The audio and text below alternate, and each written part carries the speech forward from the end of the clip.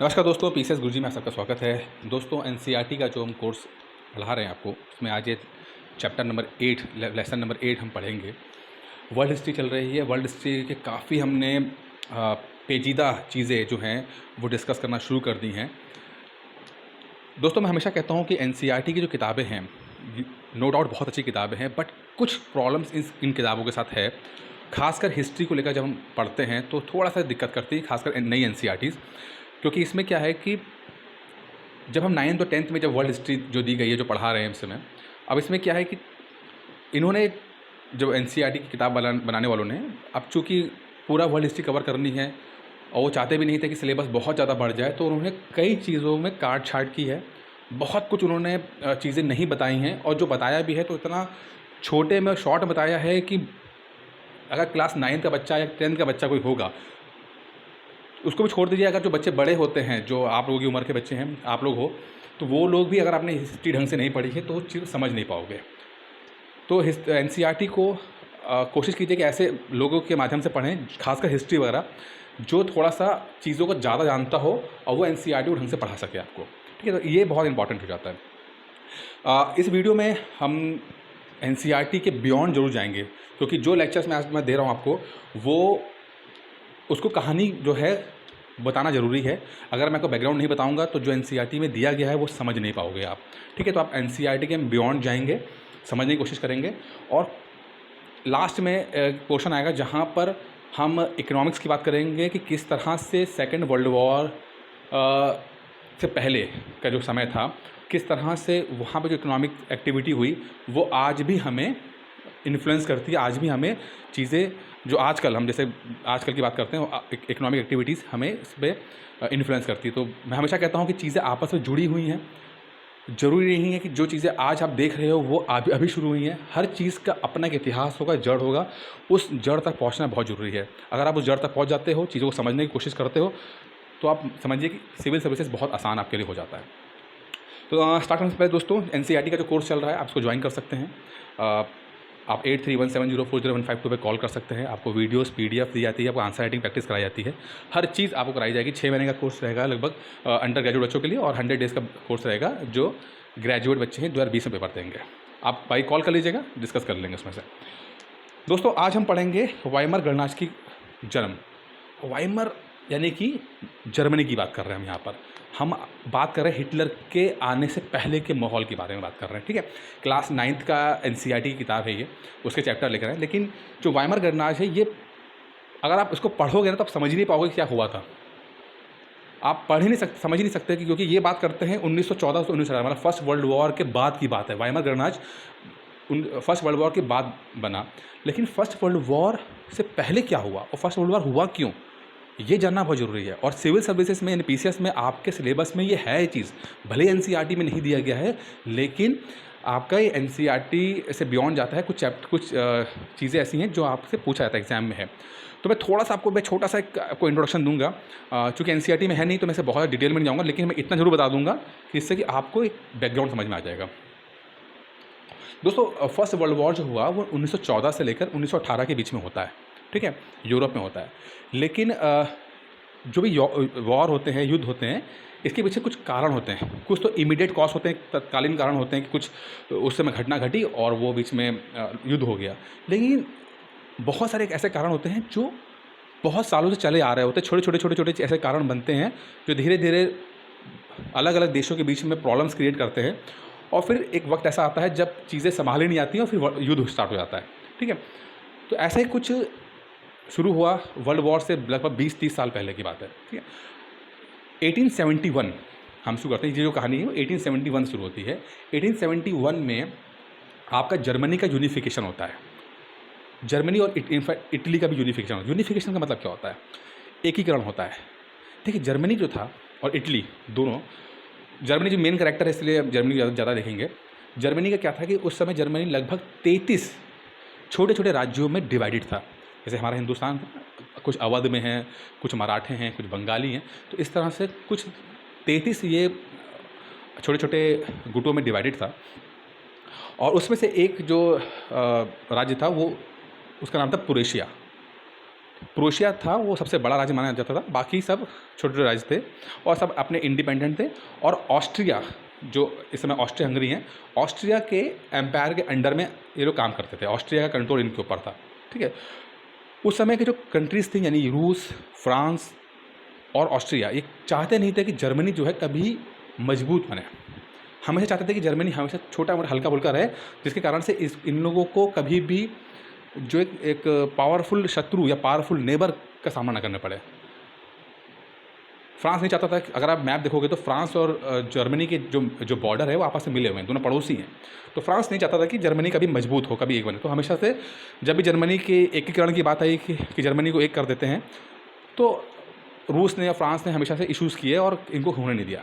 लेकिन बिस्मार्क एक बंदा था और ये एग्ज़ाम में आया था। ठीक है, बिस्मार्क चांसलर बनता है पहले प्रोशिया का। चांसलर का मतलब होता है प्रधानमंत्री।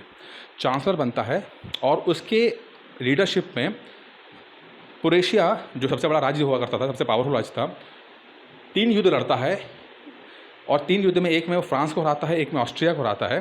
ठीक है, और इस तरह से वो 3 युद्ध लड़ के जर्मनी का यूनिफिकेशन कर देता है। मतलब जो जर्मनी का यूनिफिकेशन रोक रहे थे उनको वो हरा देता है, और जिसके बाद जर्मनी के सभी जो राज्य, छोटे राज्य थे, वो एक गणतंत्र बन जाते हैं, एक गणराज्य बन जाते हैं। और इसी तरह 1871 में यूनिफिकेशन ऑफ जर्मनी हो जाता है और 1871 में ही इटली का भी हुआ था। जर्मनी का जब यूनिफिकेशन होता है बिस्मार्क के अंडर कंट्रोल में, तो बिस्मार्क बड़ा इंटेलिजेंट आदमी था और एक बार सवाल पूछा भी गया था कि क्या वल्लभ भाई पटेल को इंडिया का बिस्मार्क कहा जाता है। तो इसका तात्पर्य होता है जिस तरह से वल्लभ भाई पटेल ने हिंदुस्तान के अलग अलग राज्यों को, जो छोटे छोटे रियासतें थीं, सबको एक किया था, तो और बिस्मार्क ने भी लगभग 33 अलग अलग जो राज्य थे उनको एक किया था। तो क्या दोनों को कंपेयर कर सकते हैं? तो इसके बाद आंसर लिखना था। तो ये आप जब हम पढ़ेंगे डिटेल में, अभी तो एनसीईआरटी में नहीं दिया गया, मैं आपको खाली एक पृष्ठभूमि दे रहा हूँ मैं, तो वो करना पड़ता है। ठीक है, बिस्मार्क जब यूनिफिकेशन करता है, चांसलर बना रहता है, तो अगले 10 साल, आई थिंक अगले 19 साल, 1990 से पहले तक बिस्मार्क पूरा जर्मनी को कंट्रोल करता है और जर्मनी को प्रोग्रेस यानी कि डेवलपमेंट के रास्ते में लगाता है। कुछ भी फालतू का पंगा नहीं लेता, किसी से बैर नहीं रखता और कोशिश करता है कि जर्मनी जो है, जो इतने सालों से पीछे रह गया, वो चीज़ों को करता है कि किसी तरह से इसको हम ओवरकम करें। इंडस्ट्रियल रेवोल्यूशन जो आता है, जो जिसे औद्योगिक क्रांति कहते हैं, क्योंकि ब्रिटेन में, रशिया में हर जगह आ चुकी होती है, लेकिन जर्मनी में नहीं आई होती है। तो जर्मनी को इंडस्ट्रियल रेवोल्यूशन कराने के लिए जो बिस्मार्क के ध्यान लगाता है और जर्मनी बहुत तेज़ी से इंडस्ट्रियल रेवोल्यूशनाइज करती है अपने आप को और बहुत ज़्यादा प्रोडक्शन स्टील में करना शुरू कर देती है। जर्मनी धीरे धीरे धीरे धीरे मजबूत हो जाती है। क्योंकि जर्मनी ऑलरेडी थल सेना बड़ी मजबूत थी उनकी, जो थल आर्मी होती मजबूत थी। ठीक है, अब आर्मी मजबूत होती है तो फ्रांस को तो खैर पसंद नहीं आ रहा था, उधर रशिया को पसंद नहीं आ रहा था, लेकिन जर्मनी जो बिस्मार्क था, जब तक वो कंट्रोल में रहा, वो 1890 तक, उसने कुछ ऐसा इशू नहीं किया और सबसे मिल बना के रखा उसने। 1890 में जब जर्मनी का एक नया राजा बनते हैं जिसे कहते हैं विलियम टू, ठीक है, केसर विलियम टू जिसका नाम कहते हैं, वो जब बनते हैं तो उनकी जो होती है महत्वाकांक्षा बहुत ज़्यादा। वो चाहते थे कि जर्मनी भी जो है वो बाकी देशों की तरह, जैसे ब्रिटेन है, फ्रांस है, उसकी तरह साम्राज्यवाद नीति अपनाए। साम्राज्यवादी मतलब होता है इम्पीरियलिज्म, यानी कि दूसरे देशों पर कब्जा करे और वहाँ के रिसोर्सेज को यूज़ करे। जैसे ब्रिटेन इंडिया पे कब्जा करके यहाँ के रिसोर्सेज इस्तेमाल कर रहा था। क्योंकि उस समय की जो साइकोलॉजी थी, उस समय की जो माहौल था, वो ये था कि हर देश अपने आप को तभी महान मान सकता है जब वो दूसरे देश पर राज करता है और वहाँ के रिसोर्सेज को इस्तेमाल करता है। फाइनेंशियली भी, साइकोलॉजिकली भी, इमोशनल, हर तरह से चीज़ें बहुत ही बेनिफिट होती हैं। तो उस समय तक 60% ऑफ ज़मीन जो थी धरती में, उसमें ब्रिटेन का राज था। ब्रिटेन की आर्मी ब्रिटेन की नेवी बहुत मजबूत थी। इस कारण से ब्रिटेन ने काफ़ी ज़्यादा इलाका जीता हुआ था दुनिया का। जर्मनी में जब केसर आता है और केसर बोलता है कि नहीं, हमें भी ऐसे ही इम्पीरियलिज्म करना चाहिए, हमें भी अपनी कॉलोनीज़ बनानी चाहिए, लेकिन बिस्मार्क उसको मना करता है। बिस्मार्क कहता है क्यों पंगे ले रहे हो साहब, चलने दो, आप कॉलोनीज़ के लिए लड़ोगे, ब्रिटेन से लड़ना पड़ेगा, फ्रांस से लड़ना पड़ेगा, फिर हमारा जो तरक्की है वो नहीं हो पाएगा। लेकिन केसर थोड़ा सा महत्वाकांक्षी होता है। इस बीच में राजा में और उसके राष्ट्र प्रधानमंत्री में विरोध हो जाता है और बिस्मार्क 1890 में अपना रेजिग्नेशन केसर को दे देता है। केसर उस रेजिग्नेशन को एक्सेप्ट कर लेता है और बिस्मार्क जो भी पिक्चर थी उससे हट जाता है। बाद में बिस्मार्क का 1899 के आसपास उनकी डेथ हो जाती है। क्योंकि बिस्मार्क बहुत समझदार था, बहुत इंटेलिजेंट था, बहुत हर चीज़ को समझता था और उसने जर्मनी को बचा के रखा हुआ था। एक जर्मनी को न सिर्फ बचा के रखा था बल्कि डेवलपमेंट के रास्ते पर ला दिया था। लेकिन जब केसर आता है तो केसर अपनी महत्वाकांक्षा बहुत दिखाता है, वो अपनी नेवी को मजबूत करना शुरू करता है। नेवी को जब मजबूत करना शुरू करता है तो जिससे ब्रिटेन बहुत नाराज़ हो जाता है और बाकी कॉलोनीज़ को जीतने के लिए वो अलग अलग जगह इंटरफेयर करता है। इस कारण से अलग अलग देशों से इसके इश्यूज़ होते हैं, कभी रशिया से, कभी फ्रांस से, कभी ब्रिटेन से, ऐसे इश्यूज़ चलते रहते हैं। धीरे धीरे, अब मैं यहाँ पर डिस्कस नहीं करूँगा, बहुत डिटेल में जाऊँगा क्योंकि कोर्स ऐसा नहीं है। धीरे धीरे कॉलोनीज़ के लिए, अब चूँकि देखिए जब तक जर्मनी मजबूत होता है, सन 1900 के आसपास की बात है, जब तक जर्मनी मजबूत होता है तब तक पूरी दुनिया में जितने भी देश थे वो आपस में बढ़ चुके होते हैं। जो एशिया है उस पर कब्जा हो चुका होता है, अमेरिका में कब्जा हो चुका होता है, फ्रांस का, ब्रिटेन का, स्पेन का ऑलरेडी काफ़ी कब्जा हो चुका होता है। तो जर्मनी के पास कुछ बचता नहीं है। अफ्रीका की खोज होती है और अफ्रीका के लिए बड़ा हाथ पैर सब मारते हैं और जर्मनी जो है अफ्रीका में भी कुछ अपना हिस्सा ले लेता है, ठीक है। लेकिन चूँकि अफ्रीका इतना ज़्यादा डेवलप नहीं था, उसके बावजूद अफ्रीका को कब्जा करने के बाद भी जो विलियम केसर है वो सेटिस्फाइड नहीं होता। वो कहता है कि यार हाथ में कुछ मजबूत चीज़ आई नहीं है, जैसे ब्रिटेन के पास इंडिया है, ऐसा कुछ मेरे पास है नहीं। तो जर्मनी अपना हाथ पैर मारता है, ज़्यादा से ज़्यादा कॉलोनीज जीतने के लिए करता है। उधर ब्रिटेन को अपना एक साइकोलॉजिकली उसे अपने कॉम्प्लेक्स होता है कि ऐसा ना हो कि जर्मनी जो है वो हमें रिप्लेस कर दे, उसकी नेवी हमें रिप्लेस कर दे। तो इस तरह का माहौल बनता है और जब ये माहौल बनता है, एक वक्त आता है तो 1914 में वर्ल्ड वॉर हो जाती है। वर्ल्ड वॉर 1 हो जाता है। इसको पहले ग्रेट वॉर कहा गया था। जब तक दूसरा वर्ल्ड वॉर नहीं हुआ तब तक इसे ग्रेट वॉर कहा गया था, ग्रेट वॉर। बाद में से वर्ल्ड वॉर 1 कहा गया। 1914 से लेकर 1918 के बीच में लड़ाई होती है। एक टीम में होते हैं आपका ऑस्ट्रिया हंगरी, जर्मनी और इटली, और दूसरी तरफ होते हैं ब्रिटेन, फ्रांस, आपका रशिया और बाद में अमेरिका आ जाता है। युद्ध होता है। युद्ध में जर्मनी एंड पार्टी हार जाते हैं और ब्रिटेन एंड पार्टी जीत जाते हैं। अब यहाँ 2-3 चीज़ें हुई थी। पहले चीज़ समझिए कि वर्ल्ड वॉर ने सब कुछ तहस नहस कर दिया था। जितने भी कंट्रीज़ थे, भले वो जीत गए थे, फ्रांस हो गया या ब्रिटेन हो गया, जीत गए थे, बट बहुत कमज़ोर हो गए थे। अब जब युद्ध हुआ था तो उस समय क्या हुआ कि चूँकि अब युद्ध हो रहा है तो फैक्ट्रीज़ काम नहीं कर रही हैं, तो जो प्रोडक्शन हो रहा था वो अमेरिका में प्रोडक्शन हो रहा था। अमेरिका में प्रोडक्शन होता था, वो यूरोप में अपना माल सप्लाई करता था। तो इतना ज़्यादा डिमांड आया अमेरिका के पास, क्योंकि यूरोप के पास कुछ काम हो नहीं रहा है, यूरोप लड़ाई में बिजी है, तो अमेरिका की जो इकनॉमी है वो बूम कर गई, ज़बरदस्त तरीके से बूम किया। बहुत तरक्की अमेरिका में, क्योंकि अमेरिका को बहुत सारा काम मिलना शुरू हो गया था। तो अमेरिका के लिए बहुत बेनिफिट रहा। बाद में अमेरिका को फिर वर्ल्ड वॉर से ज्वाइन भी की थी इसने, ठीक है। ब्रिटेन कमज़ोर होना शुरू हो गया था, बहुत नुकसान हो गया था, लेकिन फिर भी फ्रांस की बहुत बुरी हालत हो गई थी। खैर, जब फर्स्ट वर्ल्ड वॉर ख़त्म होता है, जर्मनी के ऊपर फिर फैसला होता है भाई जर्मनी का क्या किया जाए। जर्मनी की वजह से हमें इतना वर्ल्ड वॉर 1 झेलना पड़ा, इतने लोग मर गए, इतना नुकसान हो गया, तो जर्मनी के ऊपर फैसला लेने की पारी आई। तो पहले समझिए कि देखिए, जब फर्स्ट वर्ल्ड वॉर ख़त्म हुआ और जर्मनी हार गया, तो जो वहाँ का राजा था वो उसको हटा दिया गया। विलियम केसर विलियम द्वितीय को हटा दिया गया और अब वहाँ पे गणतंत्र आ गया। गणतंत्र का मतलब क्या होता है? रिपब्लिक का मतलब क्या होता है? रिपब्लिक का मतलब होता है जो आपका लीडर होगा, जो हेड होगा, हेड ऑफ द स्टेट होगा, यानी कि हमारा राष्ट्रपति जो ऐसा होता है, वो वाली जो पोस्ट होगी वो हेरिडिटरी नहीं होगी, यानी कि ऐसा नहीं होगा कि राजा का बेटा राजा बनेगा। उस पोस्ट के लिए हमेशा इलेक्शंस होंगे। जब ये चीज़ें होती हैं तो उसे रिपब्लिक कहा जाता है। तो इसी तरह से वाइमर रिपब्लिक बनाया गया। एक पार्लियामेंट जो थी वहाँ पे, उस पार्लियामेंट में रिप्रेजेंटेटिव्स आएंगे और वो रिप्रेजेंटेटिव्स अलग अलग जगह से आएंगे और एक सिस्टम बनाया गया कि उसको करना। अब राजा कोई रह नहीं गया था, जो वहाँ की पार्लियामेंट थी बस वही चीज़ें कंट्रोल करेगी उस चीज़ को लेकर, ठीक है। थोड़ा सा हाँ पढ़ते रहते हैं। अच्छा, अब हुआ क्या? क्योंकि 2-3 चीज़ें फिर से यहाँ पर होती हैं। पहला तो समझिए कि जो ब्रिटेन जीता अपनी टीम के साथ, अब ये आया कि भाई जर्मनी ने बहुत ज़्यादा गलत किया, जर्मनी की वजह से नुकसान हुआ, तो जर्मनी को नुकसान का खामियाजा भुगतना पड़ेगा, क्योंकि जो उसको नुकसान किया है तो उसको तो कॉम्पनसेशन देना पड़ेगा, पैसा देना पड़ेगा। जिस तरह से आजकल चल रहा है, चाइना को पैसा देना पड़ेगा कोरोना के चक्कर में, तो इस तरह उस समय ये आया कि जर्मनी को पैसा देना पड़ेगा। तो चूँकि जर्मनी के ऊपर बहुत सारा सेंक्शन लगाए गए, अब जर्मनी के लिए भाई मीटिंग हुई और जर्मनी की एक तरह से बहुत ज़्यादा एक अपमान किया गया। जर्मनी का बहुत अपमान किया गया और मीटिंग हो रही है, जर्मनी को बाहर खड़ा किया गया है। ऐसा जब हम पढ़ते हैं कि जर्मनी के लिए मीटिंग हो रही है एक जगह पर और सभी कंट्रीज़ के वहाँ लोग पहुँचे हुए हैं और डिस्कस कर रहे हैं कमरे में, और जर्मनी को बुलाया ही नहीं गया, वो जर्मनी को बगल के कमरे में रखा गया है, ठीक है, और उसको डिस्कस नहीं कर रहे हैं। और जब कुछ काम होता था तो उसको बुलाते थे, बेचारा वो आते थे उनके रिप्रेजेंटेटिव, वो बाहर खड़े हो जाते थे, बस खड़े हो जाते थे और फिर ये लोग कुछ बोलते थे, फिर वापस चले जाते थे, फिर उनको जब बुलाया जाता था फिर वो वापस आते थे। तो इस तरह से कुछ अपमानित किया गया और वार्से में इस चीज़ की होती है, और ये फैसला किया जाता है कि जर्मनी जो है वो कॉम्पेंसेशन देगा, पैसा देगा, ठीक है। दूसरी बात है, एक जगह का नाम है अलास्का लॉरेल, जो आजकल फ्रांस में है। उसने जर्मनी ने जब लड़ाई हुई थी 1853 में 55 में, तो अलास्का लॉरेल को अपने पास रख लिया था। अलास्का लॉरेल समझ लीजिए कि ऐसा जगह है जहाँ पर बहुत सारा खनिज उगता है, कोयला उगता है, इस तरह चीज़ें वहाँ पे बहुत ज़्यादा, ठीक है। और जो कोयला है, खनिज है, वहाँ पर ज़्यादा है, मिनरल्स ज़्यादा हैं, तो ये इकोनॉमिक पॉइंट ऑफ व्यू से बहुत इंपॉर्टेंट हो जाता है।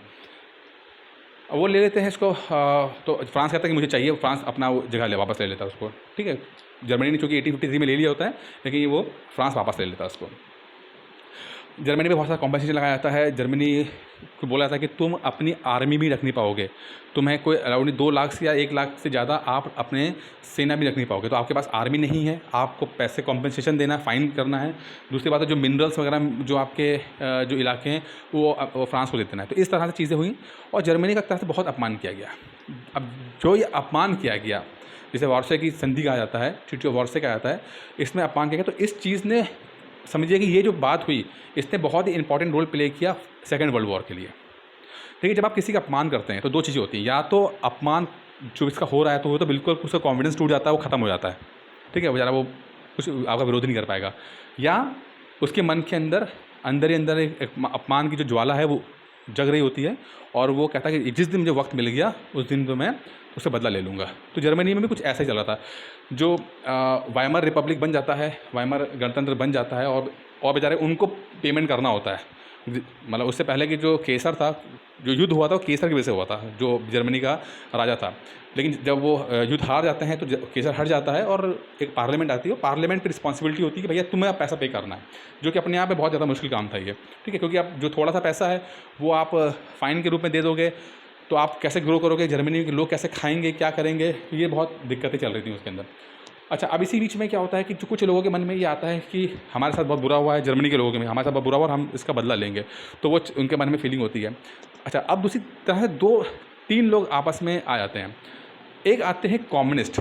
देखिए, आपने पढ़ा होगा 1917 में वहाँ पर रूस की क्रांति आ चुकी है। ये बात हो रही है 1919 के आसपास की बात हो रही है, ठीक है। 1917 में रूस की क्रांति आ चुकी है, तो वहाँ के कम्युनिस्ट, जो रूस क्रांति में कम्युनिस्ट थे ना, वो लोगों का इन्फ्लुएंस अब जर्मनी में बढ़ रहा है।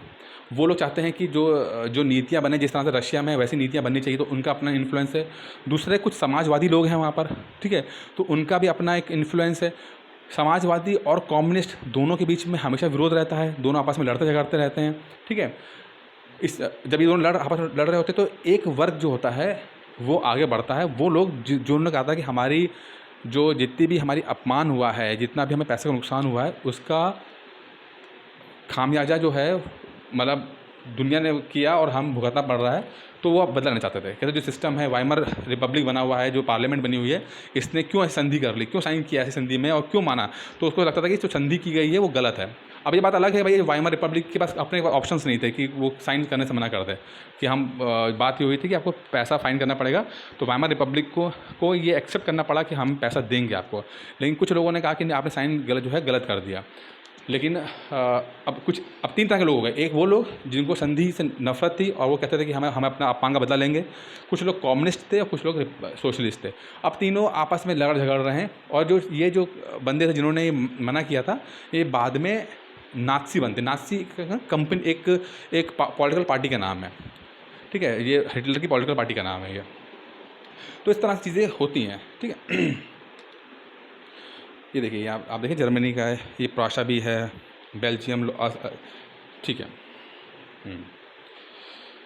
चलिए, अब वॉर से संधि हो जाती है, वॉर गिल्ट जो है उनको देने के लिए आता है और धीरे धीरे जो बेचारा आपका जर्मनी है वो धीरे धीरे आर्थिक रूप से कमज़ोर होना शुरू हो जाता है। अब पैसा इसके बाद होता नहीं है, बहुत ज़्यादा उसको दिक्कत बहुत ज़्यादा हो रही होती है। तो अब क्या होता है, इसी बीच में क्या होता है कि मैं फिर बताता हूँ। हम्म, हम्म, अच्छा अच्छा, अब क्या जो जो ये बंदे लोग थे जो जिन्होंने कहा था कि आपका जो ये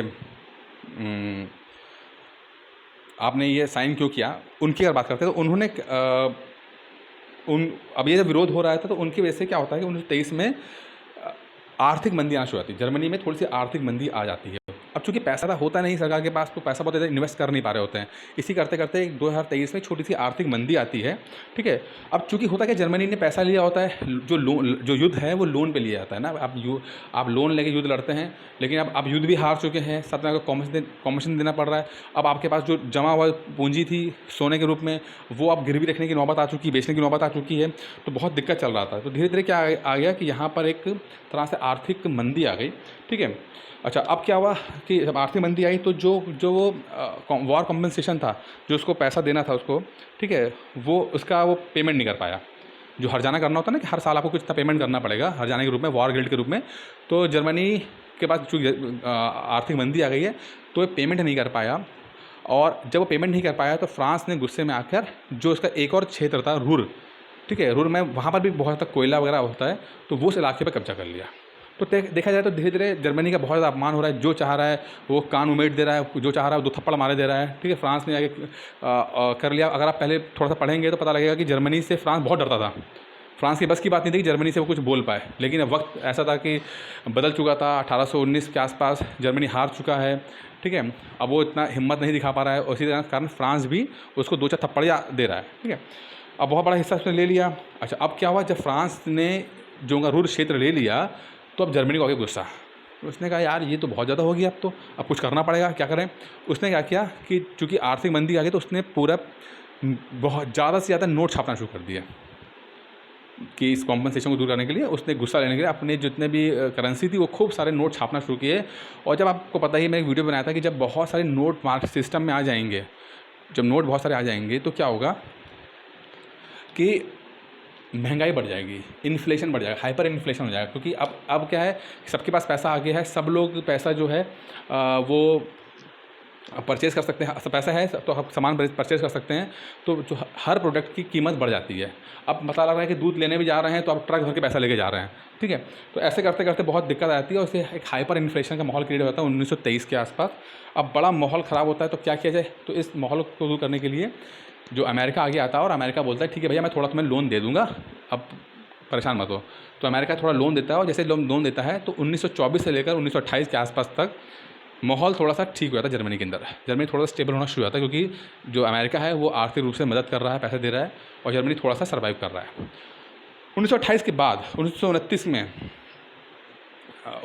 में अमेरिका में बहुत बड़ी आर्थिक मंदी आती है। द ग्रेट डिप्रेशन से कहते हैं, आर्थिक मंदी आती है। और जब आर्थिक मंदी आती है तो होता क्या है कि अब अमेरिका की हालत ख़राब हो गई है। अब अमेरिका की जो कंपनी चल नहीं रही है, तो अमेरिका जो जर्मनी को हेल्प कर रहा होता है वो हेल्प नहीं कर पाता है, वो पैसा देने से मना कर देता है। ठीक है। अब जर्मनी परेशान होता है, अमेरिका भी अपने आप से बड़ा परेशान है इसके अंदर, क्या इतनी आर्थिक मंदी आ गई है। आर्थिक मंदी आने के बाद जो रूजवेल्ट आते हैं, अब इसमें नहीं है, एनसीईआरटी में नहीं है, और वो एक न्यू डील देते हैं। मतलब कि एक डील में क्या था, उस कॉन्सेप्ट में अपने जब वो अपने राष्ट्रपति भाषण दे रहे थे तो रूजवेल्ट बोलते हैं कि जब मैं पावर में आऊँगा तो इकोनॉमिक्स जो इंफ्रास्ट्रक्चर है उसमें मैं सरकार पैसा ज़्यादा इन्वेस्ट करेगी। 1930 के आसपास की बात है। डिबेट ये होती थी कि क्या सरकार को इकोनॉमिक एक्टिविटीज़ में पार्टिसिपेट करना चाहिए। इसका मतलब होता है जैसे कि आरबीआई के माध्यम से या किसी के माध्यम से जो मार्केट है, क्या सरकार को उसमें पार्टिसिपेट करना चाहिए, क्या इसमें कंट्रोल करना चाहिए। लेकिन जब ये आर्थिक तंगी आई तो उसके बाद जब रूजवेल्ट ने अपना न्यू डील पॉलिसी निकाली तो उसमें ये आया कि सरकार ये सब मान गए सरकार को कंट्रोल तो करना चाहिए। सरकार अगर सबको राम भरोसे छोड़ देगी तो बहुत दिक्कत आ जाएगा। ठीक है। तो राम भरोसे नहीं छोड़ना है, सरकार को कंट्रोल करना है, और इसके लिए इसे एक न्यू इकोनॉमिक डील बोला गया। और ये भी बोला गया कि सरकार ज़्यादा से ज़्यादा पैसा जो है वो इंफ्रास्ट्रक्चर में लगाए। जो इंफ्रास्ट्रक्चर होता है, सड़कें होती हैं, ये सब होता है, इस पे पैसा लगाए जिससे कि ज़्यादा एक्टिविटीज़ बढ़ सकें। ठीक है। तो ये सब इसे इकोनॉमिक डील बोलते हैं। और हाँ, जो एक कॉन्सेप्ट था कि सरकार का पैसा जो इंफ्रास्ट्रक्चर में लगेगा, तो इस कॉन्सेप्ट को आज भी हम फॉलो करते हैं ठीक है, कि जो हम न्यू इकोनॉमिक डील में था कि सरकार का पैसा जो है इंफ्रास्ट्रक्चर वगैरह में लगेगा, सरकार स्पेंडिंग कर रही है। तो आज भी जब आर्थिक मंदी से बाहर निकालने के लिए भी सरकारें अपनी तरफ से सिस्टम में पैसा डालती हैं, ठीक है। तो ये चीज़ें सब उस समय से चली आ रही हैं ये। अच्छा चलिए, अब बाकी ज़्यादा कुछ में है नहीं, क्योंकि अब आगे मैं अब जो कहानी थी मैं समझा दी आपको।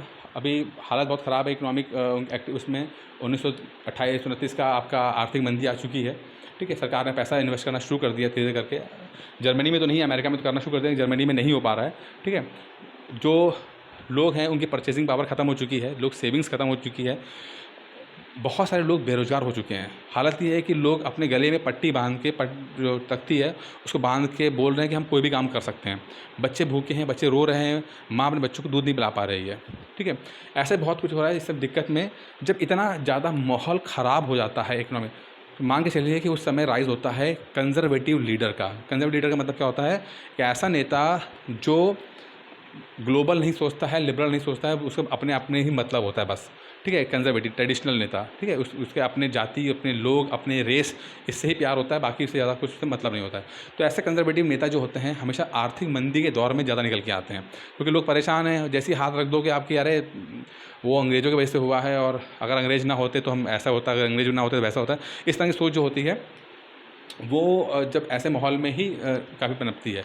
तो जब आर्थिक मंदी रहेगी, पैसे की कमी रहेगी, तो कंजर्वेटिव सोच वाले आगे निकल जाते हैं, परफॉर्म अच्छा करते हैं। लेकिन जब माहौल अच्छा होगा, जब इकोनॉमिक डेवलपमेंट होगी, तो लिबरल जो नेता होते हैं या लिबरल लोग होते हैं वो आगे निकलते हैं, ठीक है। क्योंकि जर्मनी में भी ऐसा ही था। जर्मनी आर्थिक मंदी से बिल्कुल गुजर रहा था, पैसे की कमी थी। तो उस समय एक ऐसा बंदा आगे आता है जो लोग जर्मनी के लोगों को ये विश्वास आता है कि जर्मन जो हैं वो हाई क्वालिटी के लोग हैं, जर्मनी की रेस है वो हाई क्वालिटी है, ठीक है, और वो बेस्ट हैं दुनिया में और सबसे अच्छा काम कर सकते हैं। तो इस तरह की बातें करता है, और इस धीरे धीरे जर्मनी के लोगों का एक तरह से सिंपैथी या भरोसा हिटलर की तरफ बढ़ना शुरू हो जाता है, ठीक है। तो मान के चलिए कि ये गोल्डन लाइन बोल रहा हूँ मैं आपको कि जब भी आर्थिक मंदी आएगी तो कंजर्वेटिव लोग हैं उनका पलड़ा भारी हो जाएगा, लेकिन जब इकोनॉमिक डेवलपमेंट आएगा तो ऐसे कंजर्वेटिव लोग जो हैं उनकी परफॉर्मेंस कम हो जाती है, ठीक है।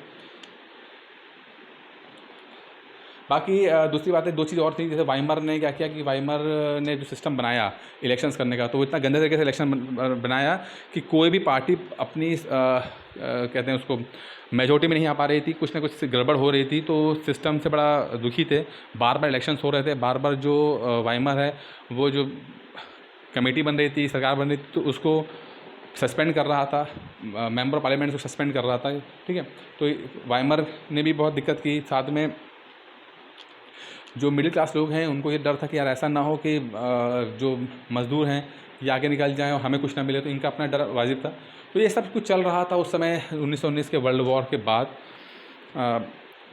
और धीरे धीरे आप देखेंगे अगले वीडियोस में किस तरह से राइज़ होता है हिटलर का, और हिटलर क्या इमोशंस करता है। मैंने आपको बैकग्राउंड दे दिया है किस तरह से जर्मनी का यूनिफिकेशन हुआ, जर्मनी ने क्या किया, उसके बाद फिर युद्ध क्यों हुआ, ठीक है। मैं आपको छोटा मोटा इन्फॉर्मेशन दे दिया है, उम्मीद करता हूँ आपको पसंद आया होगा। बाकी अगले वीडियो में पढ़ेंगे हिटलर का राइज़ कैसे होता है। धन्यवाद।